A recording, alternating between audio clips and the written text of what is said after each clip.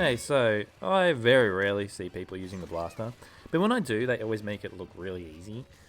I got a bit sick of that and thought I'd try and figure it out.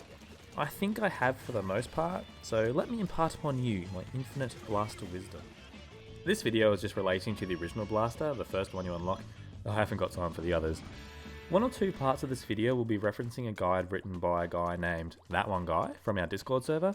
His guide is a lot more in depth in this video, so if you're interested, you can find a link to his guide in the description, so thanks to him. So, the blaster. It has a very low fire rate with a short to medium range. It fires a high impact damage ball of ink, which is not affected by gravity, and it explodes mid-air with a decent sized splash radius. A direct hit is a one-hit kill, with 2 hits from the splash damage generally being enough for a kill. This could make it fantastic for shooting enemies around corners and behind cover.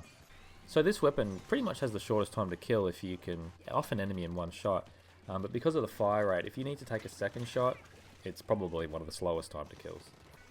This makes it fantastic for competitive game types that depend more so on your ability to get splats.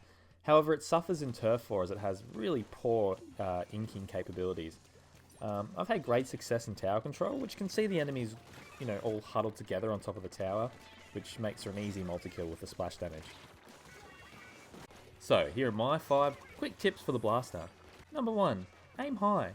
Don't aim at the ground. This reduces the radius and damage of the blaster's splash. It also diminishes your chances for a direct hit. Number 2, bunny hop.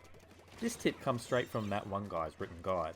While firing the blaster, you have poor maneuverability. Jump and shoot at the apex of your jump to maintain your movement and make it more difficult for enemies to hit you. In addition, when aiming for enemies on a high ledge, shoot above their assumed position at the apex of your jump for decent damage.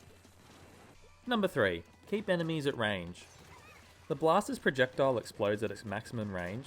Enemies within that range are essentially immune to all but direct hits, which are very difficult to pull off if your opponent is right next to you, due to the weapon's low fire rate, so keep your distance. This is another tip from That One Guy that's worked for me a couple of times. If they're up close to you, sometimes the best thing to do is actually try and jump over them and shoot directly down. It's great because they won't be expecting to have to shoot directly up. Number 4, lead your enemy.